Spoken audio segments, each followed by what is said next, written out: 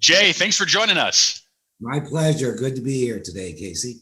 Well, glad to have you. Hi, everybody. I'm Casey Clark, CEO of Cultivate Advisors. Thanks for chiming in to learn a little bit more about assessment tools. There's one we've partnered with that we're huge fans of, and we're seeing a ton of success with. Excited to share some of those details with you. But I've got Jay here, the creator of AcuMax Index. Jay, welcome to the call. First question I want to dive into is, why did you go build this awesome company? Like, what was it for you of why you wanted to get in this space and you wanted to try to change this world a bit for organizations? Well, that's a great question. I quite by accident kind of fell into this arena about over 20 years ago, and I got very enamored by it. And I started to do a lot of research, and there are 240 assessments that are in the marketplace right now. They're all based on the social sciences. Yeah. Well, what does that mean? Behavior changes over time from external inputs, upbringing, education, age, and experience. My dad used to tell me when I was a kid, Jay, the older you get, the smarter I'll become. Sure. A lot of truth there. So behavior and personality can change over time during external influences. So the first reason was to get away from the social sciences. And a lot of the new research is now done on the neurosciences. Sure. And the neurosciences is what the AcuMax Index is based in. So Sure. how that occurs in the 18 to 24 month period after any person is born, certain chemicals come together in the brain and they create specific neural pathways. Now we measure for potentially millions of pathways. The Sure. beauty of this is it's static. It never changes. So it gives you a real deep dive into the individual, not who you see, who they really are. And those of you watching that have 2-year-olds or have kids, you've gone through the terrible twos. The biggest reason is that's when your neural pathways are probably the purest, because you haven't been impacted by the external influences yet of upbringing, education, etc. Yeah. That's the first reason that I went into it. Yeah. So you got enamored and you got excited about what this could be. Obviously, a lot of organizations use this. We use this. We bring this as a resource to all of our companies to use within our network. And what we found is that it helps people and helps organizations scale. And I don't know how many people think about an assessment tool helping an organization scale. But we found that if you find the right assessment tool, it absolutely can be the thing that helps the company scale. Curious your perspective on that. Well, if you have the right people to help you scale fast. Right. Number two, hiring is critical for small companies. Yeah. One unfortunate poor hire can cost companies a lot of money. And usually, companies getting off the ground, cash flow is an issue. You need performers. You need certain types of wiring to kind of get you going. And right. Then in advance, I look at it like this. This gives you people, capital, knowledge to place them in the right ways to help you scale your business, and so that they're productive and satisfied as well. Yeah, well, it's recruiting, but it's also leadership, right? I mean, you have the recruiting side of finding the right talent, but then it's also now how do you lead those people to get the performance, right? So it's who to identify, where to place, but then how do I lead that person to get the most out of them? Is that fair? Oh, that's true. I mean, one size leadership styles or one size that doesn't work. Or motivation styles, they never work. Right. Because the tendency of people is, I will manage you, Casey, the way I want to be managed. Now, right. If we're wired the same, that may work great. If we're not, you get a lot of blank stares going on. And so it's not good or bad or right or wrong. It's what that individual needs to be successful in the role. Some people, like yourself, I say, here's the ball, go find the end zone. You say, Jay, under one condition, you get out of my way and judge me. Sure. Jay, that probably is my style, just so you know, too. That is your style. No problem. Get out of my way. I will get the end zone. Well, but other people want the roadmap to get there. I mean, it's not a bad thing. It's just an is thing. But if I understand that it takes away the angst, not only of the leader, but of the team members as well. Well, and this could even be used, we use this internally, Jay, to help support our leadership team. I mean, we will look and place people on our leadership team to create the right community and the right culture within that group. So we're not all the same type of people. And we find that's very important, so that when we're in a creative brainstorm or we're making decisions or we're working towards whatever, implementation we are at the time to grow our organization, we have very different views coming in, which ultimately we find helps us create that growth in our organization. Well, absolutely. And plus, when you know the why factor, why somebody is wired, then you know the value they're going to bring to the team. If you Yeah. have a team full of clone wiring, everybody likes to do the same things. Things fall through the cracks. To have an effective team, you need a diversity of wiring, but a diversity of wiring is the exact reason for team dysfunction unless Yeah. you know why. And I think that why factor and that clarity just removes a lot of what I like to call people clutter in the environment. Yeah. Well, I think this is great. I mean, I think we've talked a good amount of, okay, so why is this important, right? If I was a business owner and I wanted to, grow my organization by either placing the right people, identifying the right people for a role, how to lead them, or how to build out a leadership team, and there's many more reasons to do it. Let's start to move into more of like, how does it work? So the assessment, the thing that I was surprised with, it's only a couple of questions. It takes just a few minutes, Jay. Like, help me understand that. Like how, and then you read the results, right? That come back and you're like, what the heck? Like, how did you pin me? You almost feel violated when you first take it. Cause you're like, I answered these couple questions and then you read it and you go, wow. And the people that I find, Jay, that have read it and they don't quite line with it, my response to them is always go ask your significant other, or go ask a really close colleague that you work really closely with for a lot of years. Just have them read it and tell you if they think it's fairly accurate or not. We continue to see that to be the case at a very, very high volume. So just curious, like, how does it work with only a couple questions? Tell us more about that. Well, there are other assessments that may take 90 minutes or 120 minutes to give you the same amount of information. But the reality Sure. of it is we're a short attention span society and things have to continue to go faster. Yeah. Our average completion time is under 4 minutes. Yeah. And That's amazing. we constantly get feedbacks that, is that all there was? Is that I maybe didn't do it? Right. Yep. Like, well, it is, and you send them. So one of the things is speed. I mean, we have to be quick in our society. Because we are EEOC compliant and a statistically validated tool, we can be used as part of the hiring screening process. Yep. If you ask a candidate, say, I got a 5-minute assessment for you to take, candidate says, well, why? It tells us the environment you best thrive within. So we want new hires to be productive, satisfied, and engaged. And the more you align the wiring of a job with the wiring of the person, the more productive they are. Plus, you also eliminate the other side of things. And what do I mean? Wrong person in the wrong role can oftentimes create morale issues. Right. Can be the problem child within an organization, can really negatively impact other people. Yeah. And so you have to be in our society, I mean, I laugh when I think about getting on the internet, and I remember years ago dialing up and waiting and doing all that. It took 10. Oh, yeah. Now, if you're not on in about 30 seconds, like, what's wrong? Why is Yeah. Something's down. I got to fix this. And that's it's the same with these assessments, right? It's the same thing. Absolutely. That's going to continue in our society. So when you ask people to take a quick one like that, they're more than willing to. And so speed is important, and then combined with accuracy of the results.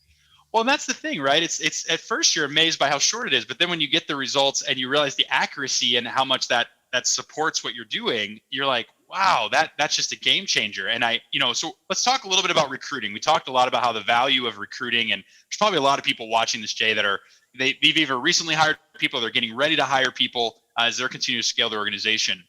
And, a lot of people don't realize the value of an assessment. I just want to talk about a few ways we use assessments in recruiting, for not only our portfolio clients, but also ourselves. And one is, you just mentioned it, the speed of this thing and the ability to implement it quickly. We actually really like to put this towards the beginning of our interview process. People do it all over the place in the process, but we've actually found a lot of success by identifying who is our right, I don't want to give anything away from the assessment, but who is the right approach, right? What type of assessment return are we looking for that fits this specific role that we're hiring for? And we like to use it almost as a weed out process. And what we found, small business owners, a lot of times they don't have recruiting teams. They don't have the ability of these large teams to work through all the candidate pool.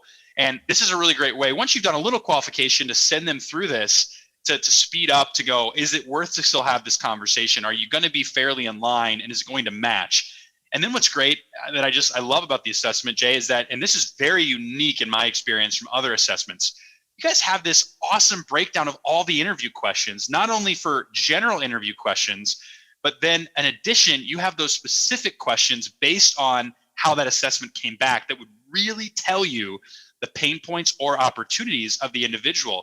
And I just would love to hear your perspective. Why did you guys decide to implement that in the assessment? What was it for you of why you felt that was so important? And any other tips you could give of how to use this tool to help support your recruiting efforts as a small business owner? Well, first of all, we're company specific. And so we go into an organization and look at pure data, who's performing well. So for example, project manager. Project manager could be the kind where you say, okay, you run the whole show from start to end. A lot of companies say project manager is really a project implementer. So we come in analytically, who's performing well, take that data to develop a template. The template then allows you to pre-screen people. We match red, yellow, green. Green's a go, yellow's cautionary. Doesn't mean that you should exclude them, but it could be cautionary. The red match historically means they're not going to work out well in your organization. They're fine people. One of my clients, she said it best once. She said, I would rather not hire somebody than hire them and us feel negative toward them and them feel negative towards us in the future. The interview questions are, a lot of companies do not have professional interviewers. So actually, several of our HR individuals that are in our client base, they got together and generated the general questions to help people. And then the drive specific questions are really based upon understanding two things about the individual. Are they self-aware? Yeah. And number two, are they being honest? Because, best quote I ever read is if all the productivity improvements occurred in the marketplace and on resumes, we'd have 10% GDP growth a year. Sure. And interviews can be award-winning academy performances. So expect to hear certain answers. There's no real good quote unquote honesty test.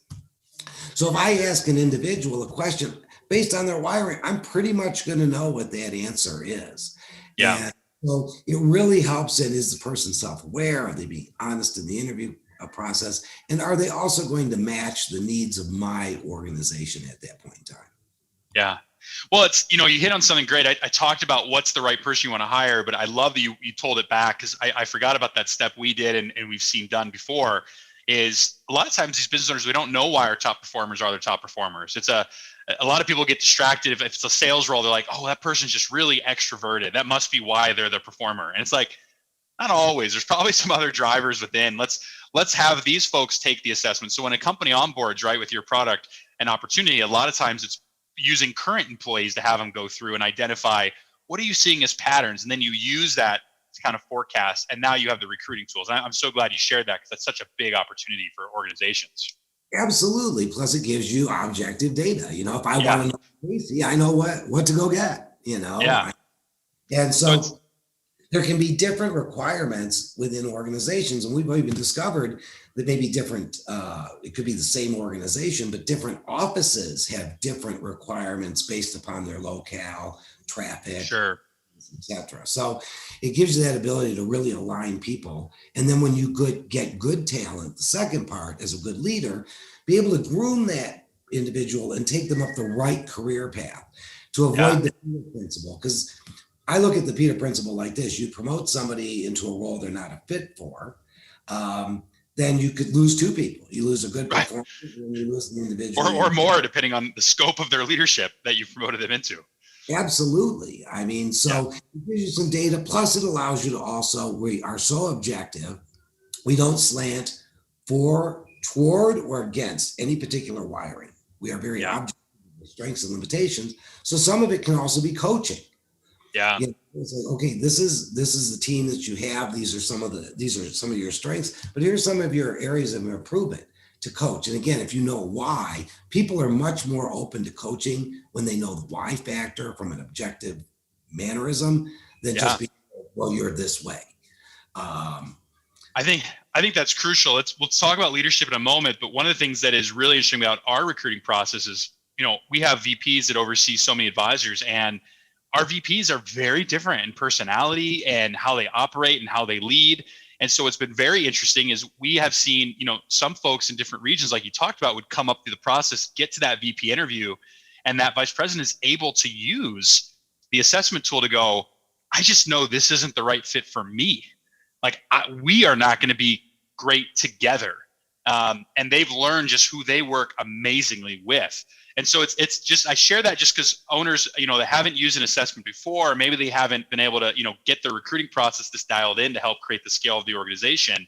Even if you're hiring your first couple people, this can mean everything by using. So I'm glad we slowed it down. It's critical in the beginning because, this is what happens. I hire somebody, they're not a real fit. Then kind of the wish list comes in. Well, yeah, I know they'll do better if I give them another 3 months or 6 months or 9 months. And it's kind of the old hire slow, fire fast routine. But the tendency is, well, they're going to be contributing this and that. And then eventually they have to let them go. Well, what has the organization lost? They've lost time, they've lost money. And we say, well, and it's, the phrase, right, is slow to hire, quick to fire, right? And what I like is that you could argue that the assessment allows you to, speed up the hiring, and hopefully you don't have to do the firing if you do it the right way. Sounds like there might be a campaign there for you there, Jay, on the marketing side. Well, the specific thing is not only hiring the right person, but then motivating and managing them the right way. Let's move to that. Let's talk about that. Moving into the performance side and actually driving. My big question, and I know the answer, but I just know a lot of people watching don't. Can you just give us the high level overview of what are the different types of drives that this is testing for? You don't need to go into all the detail, but just highest level, what are some of the things this is measuring that would allow you to create and drive performance on when you're leading these individuals? We look at 4 factors. Number one, we look at what we call autonomy. Are you somebody that's going to be more of a driver in an organization? Are you going to be more assertive in getting things through? Or are you somebody who's more team-oriented and harmonious? You need both. When you mix those roles, angst not only occurs to the employee, but also with coworkers and potentially customers. Yeah. Second thing is communication. And this is an interesting part, is everybody talks, everybody thinks. That's how humans are built. Sure. Process thought. I almost like to call this the buy-in channel. Sure. Do you need to verbalize it to buy in? Do you need to internalize it? We look at work style. Are you somebody that's going to thrive more in a process-oriented environment? Or are you going to be somebody who's going to thrive more in a more chaotic environment? Sure. And decision-making. Everybody makes decisions. They just make them differently. Yeah. So some people, a risk decision is very easy to make. Others, a risk decision is more complex. They'll still make it. But oftentimes the person who finds a risk decision easy to make gets frustrated with the person that's taking longer. But if you understand why, you can provide them the information and data to speed that up. So you take these 4 drivers. By the way, those are, we found those to be extremely helpful, especially in this virtual environment that I know a lot of people are experiencing, from more working from home ever before, more people, working abroad ever before that are, wanting to travel. Hopefully we all can safely travel as the pandemic comes to a close. But it's interesting when you break those 4 down. And one of the things I'm curious about is, my perspective is a lot of people think these drives are just black and white. It's just like you either have it or you don't. And what I found very helpful from the assessment tool is when you guys line out kind of the different sections, and it's much more of a scale of where somebody sits. And it's not a right or wrong, right? It's just the DNA of which this person operates within. And so how many combinations can you have, right? Like that's a lot, right? It's not, although there's only 4 drives, right? It's a massive combination level that this could turn into. Without even considering the intensity factors of the drives. And look at it like this: an intensity factor is like volume on a radio. Is it low intensity? Is it medium intensity? Is it high intensity? Right. Excluding those, there's 186 different combinations of wiring.